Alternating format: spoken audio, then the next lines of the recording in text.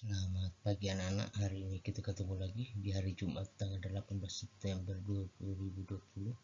Kita akan belajar tematik muatan pelajaran IPA pada buku 3 ayat 5C DNKD 3.3, yaitu menjelaskan organ pencernaan dan fungsinya pada hewan dan manusia serta cara memelihara kesehatan organ pencernaan manusia. Tujuan pembelajaran ini diharapkan setelah pembelajaran siswa dapat menjelaskan organ pencernaan pada hewan. Yang kedua, diharapkan siswa dapat menjelaskan organ pencernaan pada manusia. Yang ketiga, siswa dapat menjelaskan cara memelihara organ pencernaan pada manusia.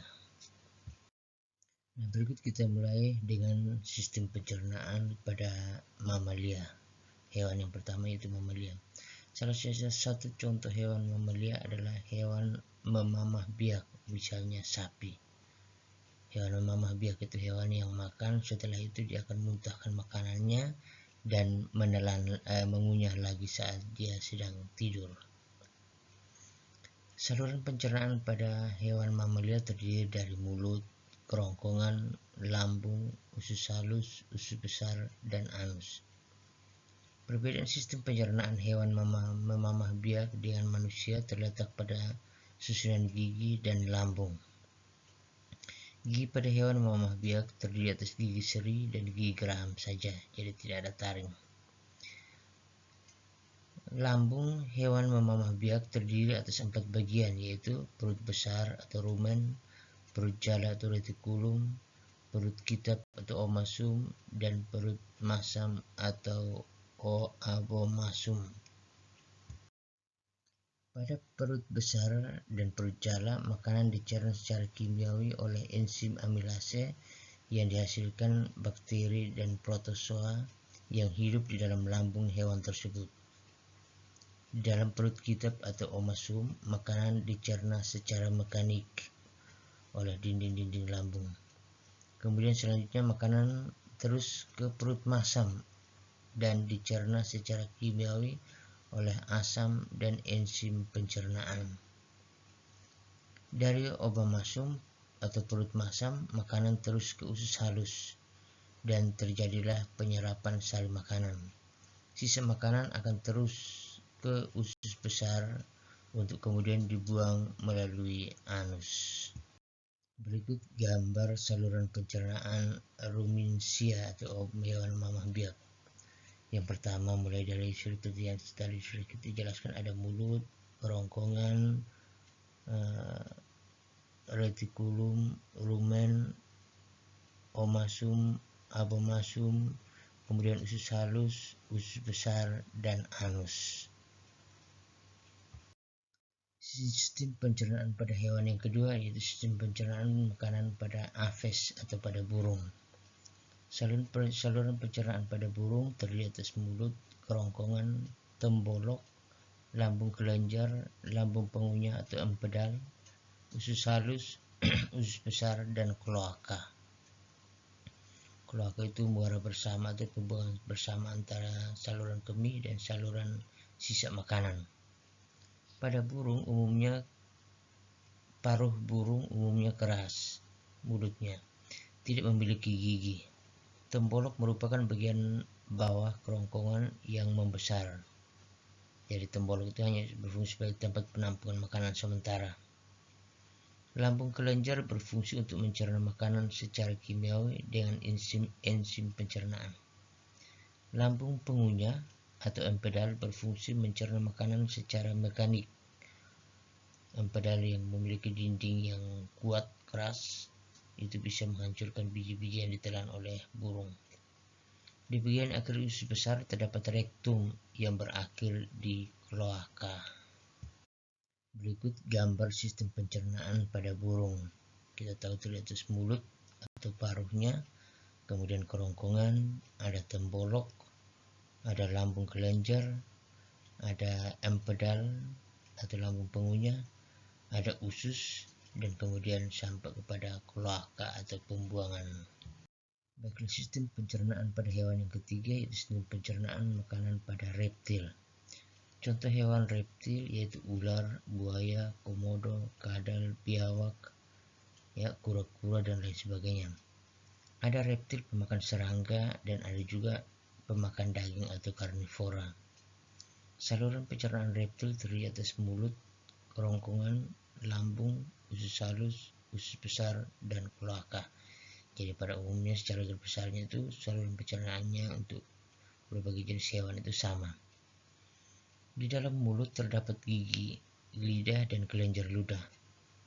Kadal selalu menjulurkan lidah saat berjalan, hal ini untuk menangkap bau. Kelenjar ludah menghasilkan lendir untuk membantu menelan mangsa.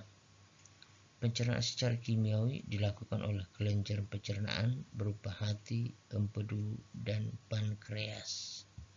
Berikut contoh gambar sistem pencernaan pada reptil.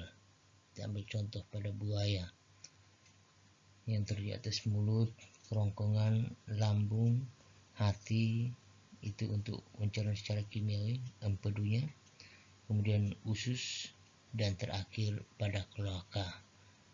Di atas ditulis saluran pencernaan reptil terdiri atas mulut, kerongkongan, lambung, usus, dan kloaka. Kelenjar pencernaannya terdiri atas hati dan pankreas. Hati menghasilkan empedu. Sekarang kita melihat lagi sistem pencernaan makanan pada manusia.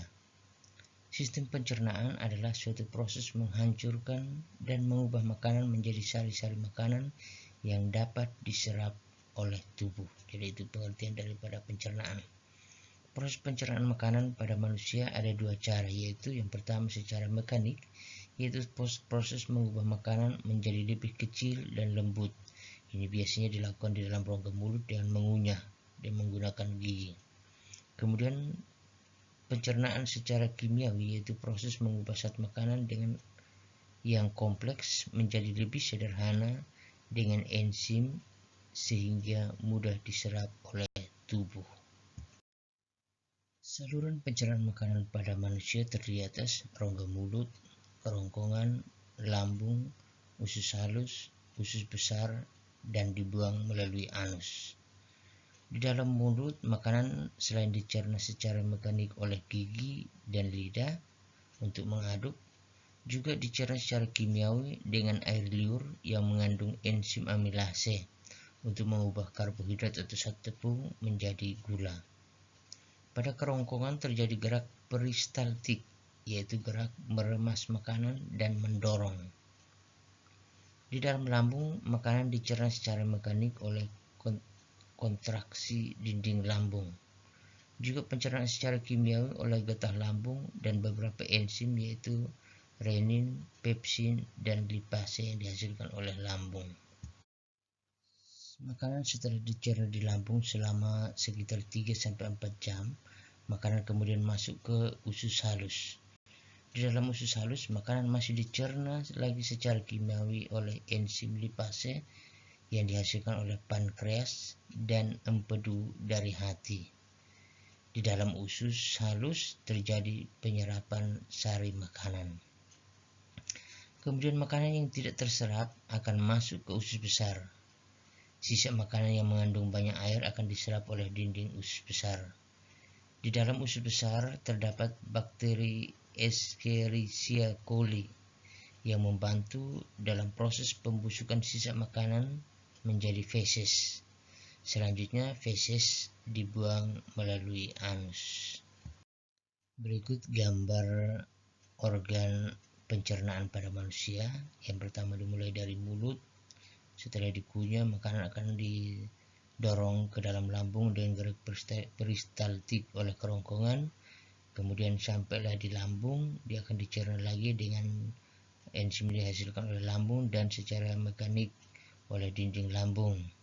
Kemudian diteruskan, setelah hancur diteruskan ke usus halus, masih dicerna lagi menggunakan empedu dari hati dan enzim yang dihasilkan oleh pankreas. Di dalam usus halus terjadi penyerapan sari makanan. Kemudian yang tidak terserap akan dibuang ke usus besar. Yang kemudian dalam usus besar masih terjadi penghancuran oleh bakteri Escherichia coli tadi, pembusukan, sehingga ketika dibuang menjadi busuk dan kemudian akan dibuang melalui anus. Nah, setelah kita belajar tentang berbagai jenis sistem pencernaan pada hewan dan manusia, ini ada tugas untuk kembali kalian mengingat apa yang sudah kita pelajari. Yang pertama, lambung pada sapi terdiri atas 4 bagian. Tuliskan dan jelaskan masing-masing. Apa tadi namanya, fungsinya untuk apa. Yang kedua, tuliskan urutan alat pencernaan pada burung. Yang ketiga, apa itu tembolok dan empedal pada burung? Tembolok itu apa? Empedal itu apa? Yang keempat, apa beda pencernaan secara mekanik dan secara kimiawi? Itu ada penjelasannya tadi. Yang kelima, tuliskan urutan alat pencernaan makanan pada manusia. Selamat bekerja.